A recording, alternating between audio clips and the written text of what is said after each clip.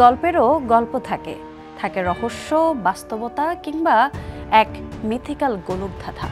তেমনই এক গোলকধাঁধার গল্প শোনাবো আজ।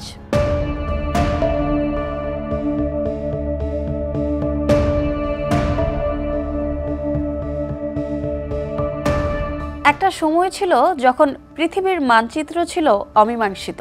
সে সময় জঙ্গলের গভীরে, পাহাড়ের আড়ালে লুকিয়ে ছিল এক রহস্যময় শহর, এলডোরাডো, যা স্বর্ণে মোড়া এক শহর, যেখানে রাজারা গায়ে মাখত সোনার ধুলো আর হ্রদের জলে ভাসত রত্ন ভরা নৌকো।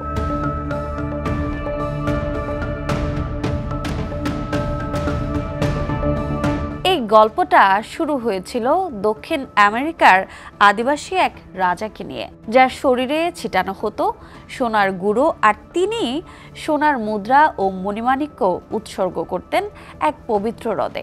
এই কিংবদন্তির কথা পৌঁছে যায় স্প্যানিশ দখলদারদের কানে, আর শুরু হয় এক ভয়ঙ্কর লোভের অভিযান।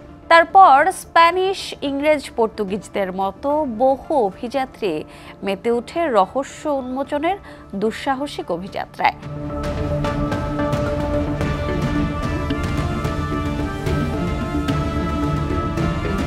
অ্যামাজনের জঙ্গল, আন্দিজ পর্বতমালা, গায়ানার নদী ঘেরা গহীন বন, সবখানে চলে খোঁজ এই স্বর্ণখচিত শহরের, যেটা আদতে হয়তোবা অস্তিত্বহীন কিংবা নিমজ্জিত কোনো অধ্যায়।